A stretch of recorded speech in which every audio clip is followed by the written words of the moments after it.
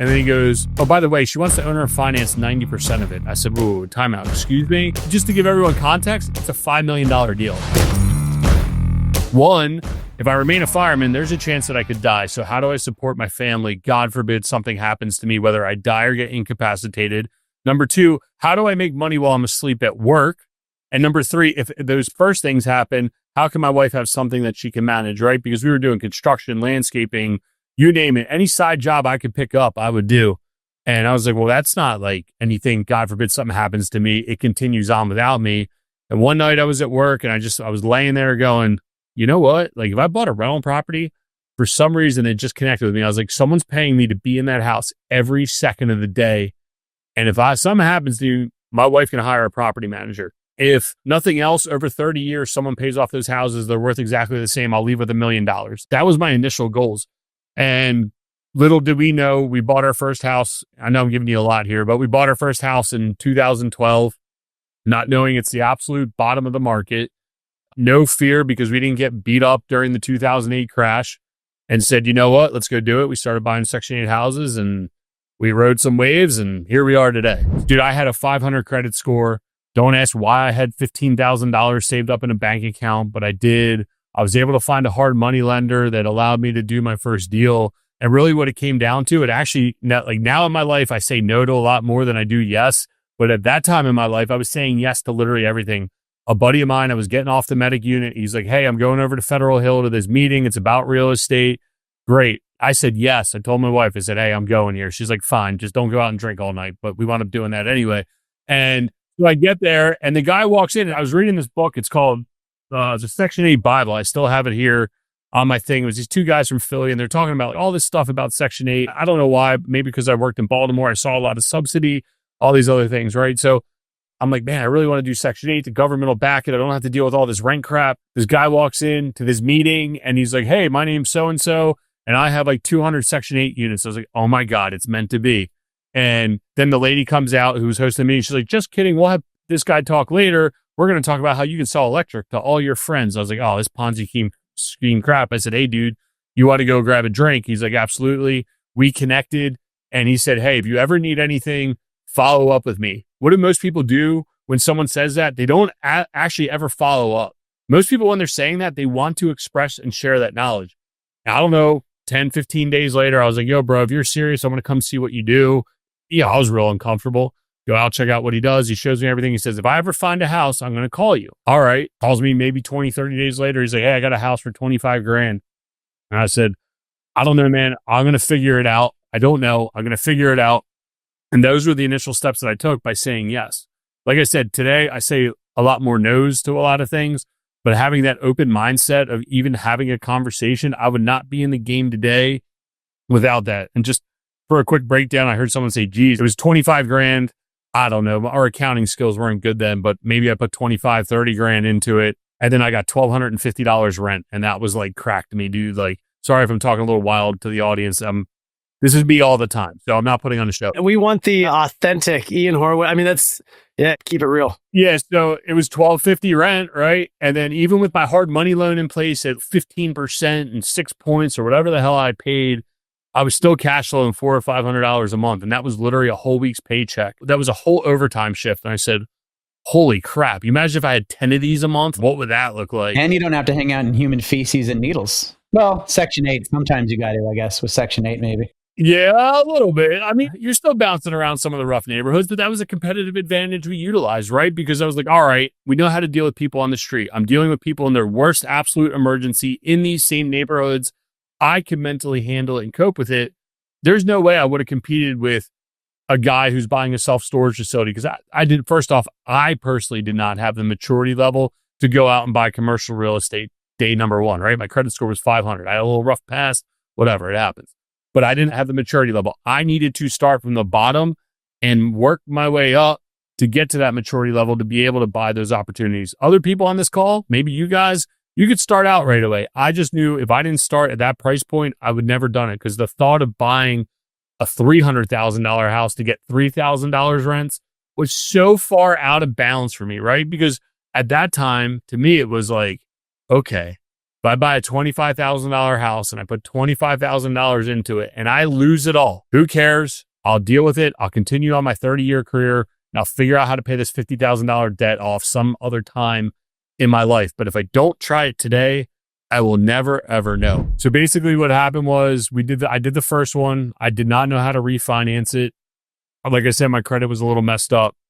I was working on that. I was taking every dollar, putting it back into the bank account. I didn't touch it. I also was continuing to work side work. So at that time, we were working 2 days on, 10-hour days, 2 14-hour nights, 4 days off.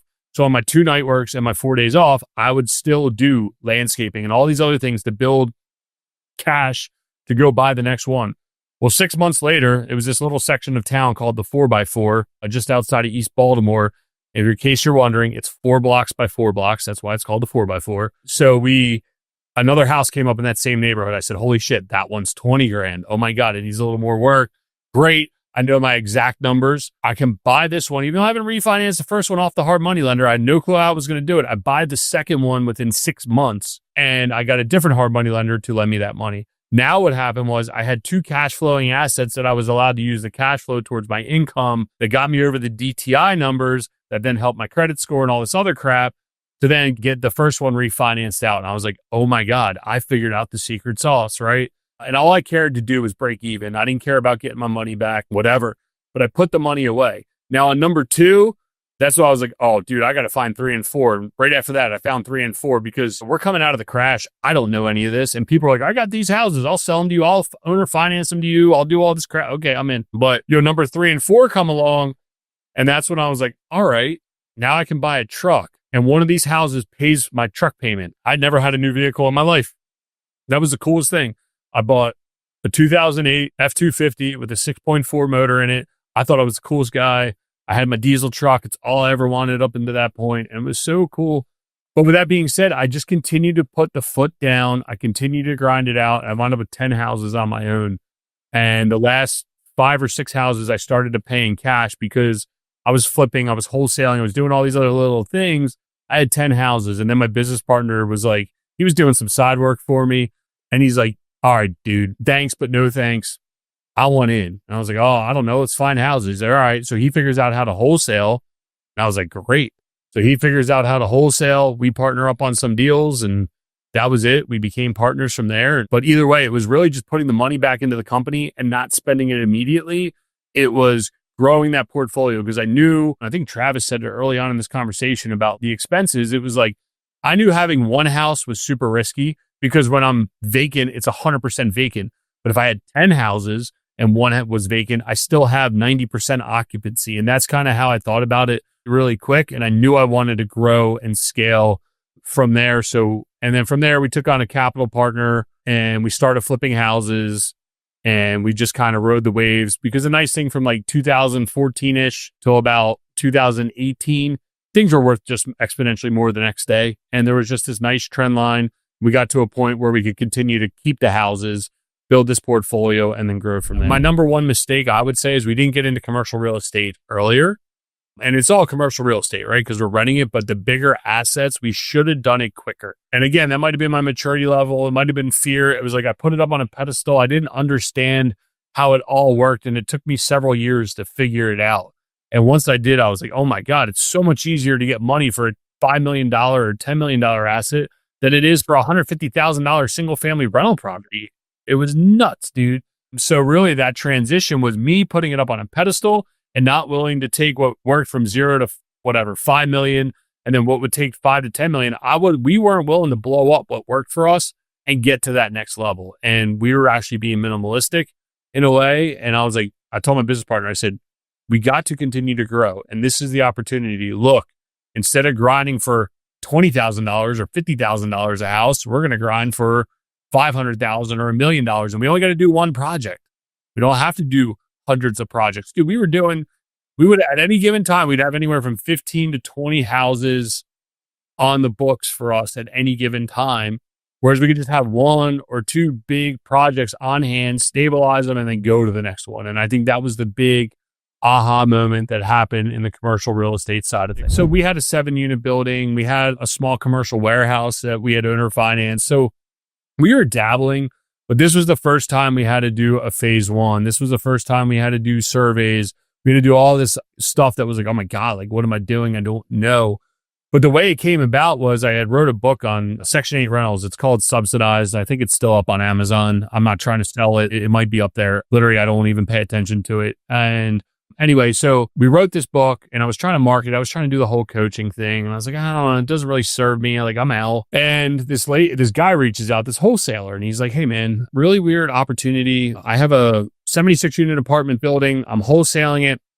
The owner asked me to reach out to you. She knows a couple of people she wants to sell it to.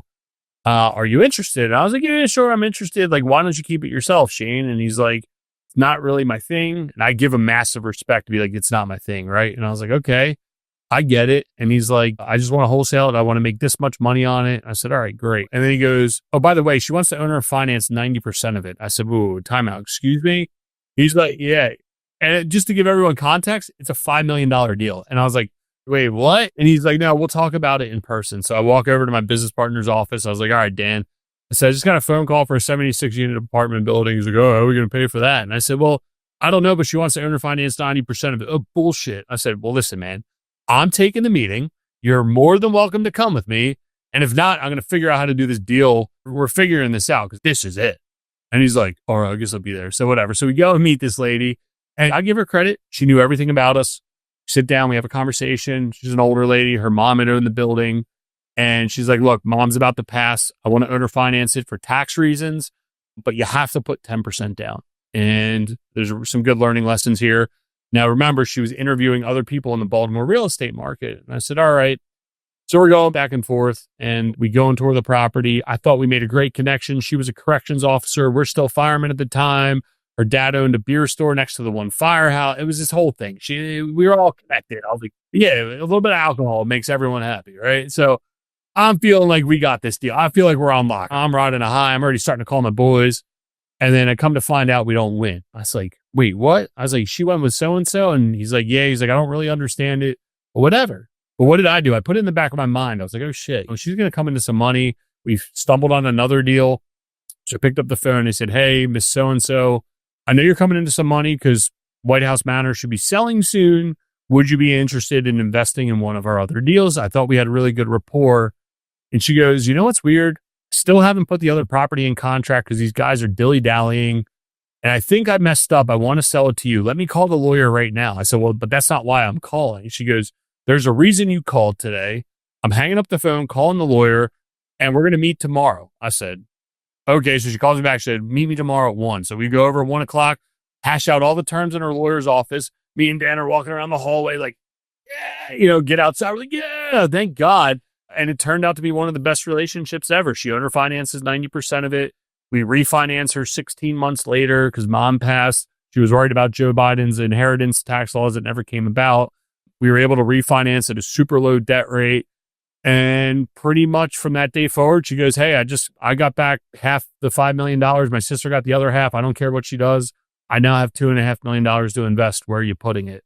So not only did she sell us a $5 million apartment building that's now worth $10 million, she also wound up becoming a capital investor. Do you still hold these 100 single family homes or did you trade those out for bigger stuff? No, we've been selling some pieces off here and there. We're really bad sellers. We're great collectors. But the problem is like you collect them and then you're like, well, shit, they operate good. Like, why are we going to sell them? But then we're getting to that point where the cash flow doesn't outpace the equity in the property, right? So for a couple $100 a month, let's just say 500, right? $6,000 a year, if everything goes right, to make $60,000 on a single sale, you're talking about 10 years of cash flow. So recently we've been selling off some single families. We sold off an apartment building that we did that was 44 units. We netted like 11 and a half years of cash flow. It's a no-brainer, right? Because we have enough depreciation on the books from all of our other properties. It can come in, we can reinvest it and not have to deal with that tax bill. So that's been nice. And really, again, that was a performing property. And we said, you know what? The equity outpaced it. Not that it was a bottom 20% performer. The equity outpaced the cash flow. Yeah, Ian, this is the conversation that I've had a lot in the last, I'd say 2 years. I mean, I've shared before on the podcast, like I didn't look at my return on equity for a long time, which I actually think served me really well because my focus, and I've always said for 2 decades, like I'm a cash flow investor. I buy for cash flow. But then at some point, that equity outpaces that cash flow. And I had a friend say exactly what you just said. Hey, if you could get 10 years of cash flow in a day, meaning if I sold today, could I get more than 10 years of cash flow? You should consider selling. And I start looking at my portfolio. And I know I've shared this on, I swear, like the last 10 podcast episodes, but I start looking at my portfolio and I'm like, shit, 10 years of cash flow there, 15 years here, 20 years here. And I'm looking at it going, gosh, my return on equity is so low. What can I go do with that capital? Well, Ian, it's almost time for us to let you out of here, but we do have one final question we ask all our guests, and it's a hypothetical, hopefully a hypothetical. If you woke up tomorrow, you lost it all. You don't have your real estate. You don't have any money in the bank. You don't have any net worth. And you also don't have your network. So you wake up, maybe you and your business partner, you're sitting on the curb together with nothing except for the knowledge that you've possessed over these last couple decades. What's your first move? Yeah, I would say I'm probably going out and knocking on doors and I'm drumming up some sort of business, whether it's, I know I won't have my network, but if you can drum up some sort of business and go and wholesale some properties, if you got to go door knock, start at the bottom and work your way back up. Hopefully I have some dollars available to me in this situation that I'd be able to drop some mail, wholesale, build that war chest of capital again, and then go right back into it. I wouldn't change the career path that we took. I would not change nothing with the exception of if I had that war chest sooner, I would then invest in commercial real estate sooner. I would have an active income source. I would create an active income source that allows me to put income of that money into a passive investments that will outgrow my active income to allow me to be free again. So you might got to suck it up for a year or two, but I think all of us on this call have enough knowledge to go make $1 million tomorrow if it was required to do it. It'll suck. You'll have to give up some freedoms, but in exchange for that $1 million, you should be able to invest that money into real estate and never have to think about it again.